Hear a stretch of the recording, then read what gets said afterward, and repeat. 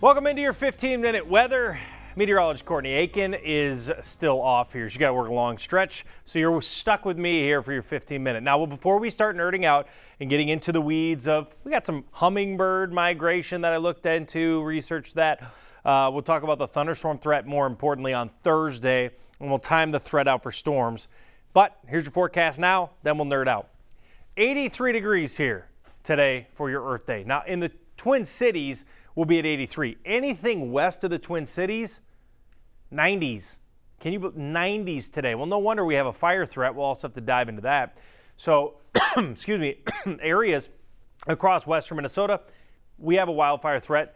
That's a red flag warning. The one confusing part is a fire weather watch turns into a red flag warning, but the word fire is not actually in red flags. So understand red flag warning is actually a fire weather warning. Same thing. Thursday, we have storms coming in. Now, we did issue a weather impact alert for the second half of the day Thursday, but anything before noon looks good. In fact, anything before 2 p.m. probably fine, but that afternoon times are coming up a little bit on the model. So I think that there's a chance for some storms at 2 or 3 p.m. across central Minnesota, and then growing and expanding coverage into western Wisconsin through Friday morning. I still think Wisconsin picks up the heaviest rain. If there's one thing you need to know about tomorrow, it's the heaviest rain is in the east part of the Twin Cities into western Wisconsin. The lighter rain or lower chances for rain, I shouldn't say lighter rain, lower chance for rain, is west of St. Cloud. Litchfield, St. Cloud, you should get some, but if you're in Alexandria, Montevideo, I just don't see that much rain from this Thursday event.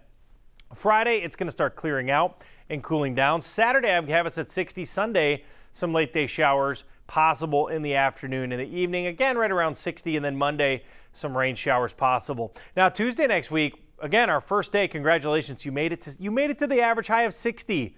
That is significant because now the average low is 40. If you're going to really have some really cold mornings, it's probably hard now. You can get some 20s, but it would be tough. Okay, it would be a perfect setup. And no snow. I mean, you could put the shovels away. So I say that, I just probably made it snow. Regardless, I think this weekend, I think the weather's fabulous. Look at the low temperatures. We should be fine if you are going to go ahead and plant. All right, let's talk about some other things. This is exciting. So looking into hummingbird migration, we're right at late April, early May. So we are seeing hummingbirds already in Springfield, Missouri, parts of southern Illinois, and now starting to move into Des Moines. So Des Moines, Madison is starting to get the hummingbirds. That's really, to me, that's a big sign. Hummingbirds aren't coming back here if you got snow chances, all right? They're down in Florida in early March. They start to make their trek up to the north. In late March, they start to get into Arkansas.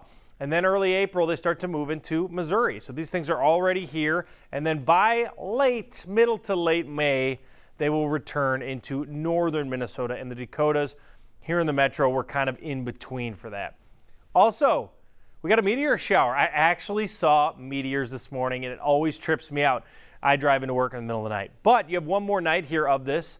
The peak is going to be here today. It was actually this morning was a good chance, or overnight last night into today. But 10 to 15 meteors per hour possible, so look up and look at, if you know where the Lyra is, that's why they're the Lyrid meteor showers. You know where to look. I am not an expert in that category, so that's on you. But I did see some meteor showers looking to the northeast. North and east, yeah, it's exactly where I did see the meteor showers this morning when I was driving. So the highs yesterday, how about 78 degrees? I showed satellite imagery of areas near just north of Brainerd. All the lakes are still covered in ice. So again, there's still some influence of some cold air up there, and Grand Marais has to melt some snow. But regardless, yesterday was probably the nicest day ever, especially at 6, 7, or 8 p.m. Hopefully you got outside and enjoyed it. Temperatures now, we're hanging already near 70 degrees, ripping off the lows. The lows this morning were in the 40s, and we're already seeing temperatures in the middle of the day at 70 degrees. So shorts and t-shirt from here on out. Afternoon temperatures at 80 to 85. Southeast winds will be strong at 15 miles per hour, gusting to 25. In the metro, gusts at 25. So I'd say it's a breezy day. Western Minnesota, it's a windy day. Winds are going to be 35, 40 miles per hour, even a few spots in areas like Montevideo, Wilmer. That's where we have the highest wildfire danger. Tonight is going to be spectacular. Winds stay strong a little bit through the evening, but 70s from 8 to 10 p.m. St. Cloud at 87. There's Marshall 92. Jackson at 88. Rain, not really a thing. There's a tiny chance. Grand Marais. Can you imagine being Grand Marais? 57 degrees. Winds off the lake. Now, Lake Superior is 34. So Lake Superior is a beast. That's why Duluth at 60. You know, people in Duluth like, they call it Mother Nature's air conditioner. A lot of places on Duluth won't have AC. They get hot, though, down the hill. There's other factors. We call it, well, it's kind of like the Chinook effect. When you actually bring a temperature down a hill, it actually naturally warms. So if you can get a straight west wind, sometimes Duluth can bake like 98 degrees. In the hill, it'll only be like 90. Now, that's obviously rare, so it can get hot, though. There are a lot of folks that don't have AC units. Today's obviously one of those days where Duluth is 20 to 25 degrees colder than everybody else, and Grand Marais is 30 to 35 degrees colder than everybody else. Winds are going to be a factor today. That's going to drive it. I always think it's interesting when you look at the wind speeds because the Lake Superior always blows me away how dominant it is. These winds are just slightly out of the south here, right? Or the east component. So these are, they're out of the southeast. Isn't it amazing how they just turn on that lake? They just come straight out of the northeast. If there is any east component to I learned this in Duluth. If you have a southeast wind and you're like, hey, wait, southeast of Duluth, it's warm. Not so fast. That wind will shift straight out of the northeast and crush you with cold air. If you have an east component, if you have you cannot have a northeast component. So what I mean is, I don't know why I'm telling you how to forecast in Duluth. If you have a straight north wind in Duluth, that's fine. If that wind is even ever so slightly out of the east, it will suck the wind right off the lake. The lake is dominant. It's just like a vacuum, and it cools everything down. Now, for us here at home, south wind strong. If anything, more of a southwest wind. Southwest winds are extra dry, so you can see the area where it's southwest. See, it's Marshall, Montevideo, Jackson, Laverne, Wilmer, and then the metro, it's more southeast. Southeast winds just hold a little bit more moisture, so again, the threat's going to be a little bit lower for fires on the eastern side of the metro. So you can actually see this here for relative humidity. Want to be less than 20 for wildfire. That's why, well, definitely less than 30, but you can see that's why they did include Carver County and Wright County, but unbelievably crazy low relative humidity in Ortonville today and in Marshall. Temperatures in that environment, first off, they can skyrocket, and that's what's going to lead to potential for wildfire, hiccups. 40%, no big deal. Wisconsin's mainly away from this here.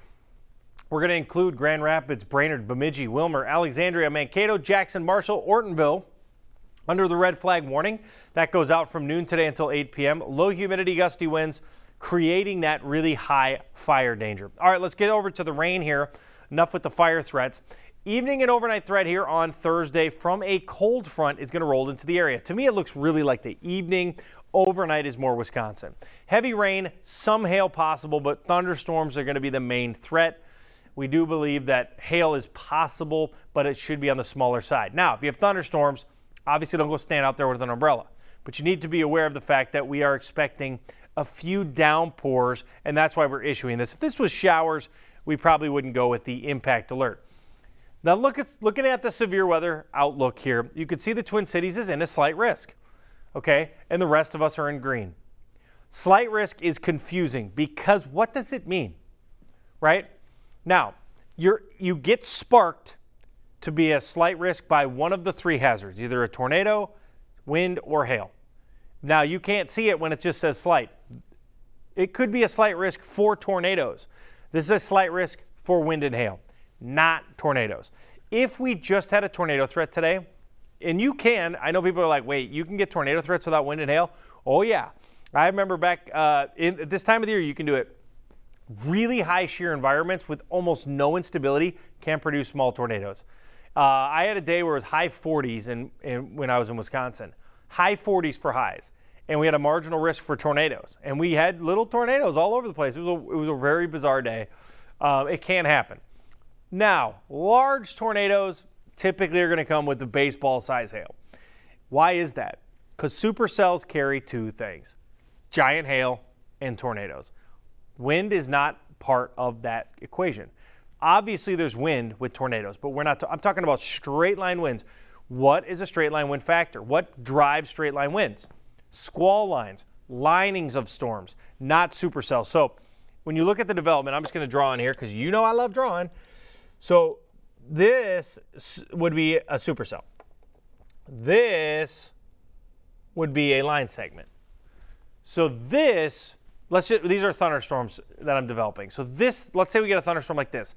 You can have tornadoes, but the main factor on that and hazard is always going to be wind. When you have a circle, it doesn't have to be a perfect circle, but when you have a storm that's the size of a county, your threats are going to be hail and wind. So which of one of these two are we going to be dealing with? We're going to be dealing with that looking thing. So there's a lot of like covering your butt things you have to say as a meteorologist, but this is a wind threat with, here's the caveat, with a chance of hail and tornadoes. Because I obviously have seen plenty of tornadoes, and people will argue it to the death. Yeah, well, QLCS can have lots of tornadoes. Yes. A QLCS is a line like this that's bowing, and of course it has tornadoes. Still, EF1 and lower typically. But that's what we're going to be looking for here in this threat. So let's time this thing out for you. As we go into Thursday, a couple of things come to mind. First off, at 1 o'clock, if we're going to get this little rain stuff, it's going to hurt the chance for big thunderstorms. Because you're wanting, again, I always look at thunderstorms like a spring, right? Think about a big spring from here to the ground. You start pushing it down as you warm up. If you let it go at the beginning, well, it doesn't go that high. If you wait till the very end of the afternoon, thing rips. So you want to be able to get more warm and unstable if you want to have bigger thunderstorms. So the earlier these things go, the less potent they typically are. So here we go into the afternoon. Now you see them start to develop. Ah, no, this run is disastrous here for people who want storms. So I just showed this. This thing literally is just updating. This was here this morning. These thunderstorms right here, these ones. So these thunderstorms, bing, bing, bing, they were here this morning. What happened? Trending east. They are trending east. Everything can stop trending east. We need storms. But that's a big deal. That means that the threats for rain is going down, at least for a good chunk of the areas west. So yesterday was here, today was here, now it's here. Does that mean it's going to go here? It's possible. But I think it's pretty obvious the better chance now for storms is once again the Southeast Metro, Menominee, Hayward, and Rochester, and that continues through the overnight hours. Man, Wisconsin's just taken all of the rain. Precip now, again, this is old. This was from this morning's run. I have to update this. It happened live. That's fine. I think there's a lot of good things that happen when models update live. Well, let's just do it. So I can manually shift this. I'm going to shift it the exact amount as what these models just did. So hold on. We're going to go. Yeah, did you know I have this power? All right, so we are going to shift this about exact the amount. Yeah, so we're looking at about 0.22. I think a quarter of an inch is possible here. The heaviest rain is going to stay in Wisconsin, I think. And then you're looking at Wilmer, Marshall, Alexandria, Bemidji. Looks like you're kind of out. You're kind of out here unless some things start to change. Regardless, we have to prepare for rain across the area, even though it looks like areas east of the Twin Cities have a better chance. Now, long range, it's going to be cold. What does this mean? This means that the severe weather, where is it? It's right here. I already know. So when you look at, you can tell a lot from a temperature outlook. Colder, warmer, what comes in the middle? Boom, jet stream, thunderstorms, tornadoes. Keep an eye on Oklahoma City, Joplin, Missouri, Springfield, Missouri, Tulsa, Wichita. I used to call that the triangle of death. I used to live in Springfield, Missouri. I worked there for years. It actually taught me the ropes. But Wichita, Tulsa, Oklahoma City, it's the spot for supercells. And typically they develop to one of these squall lines and then they blow through Missouri. But regardless, we have one chance for storms this week. We're cold. That means Oklahoma's busy. And we'll see some late day showers here Sunday. Monday, rain showers possible. That's the other day for rain. Have a good weekend. Oh.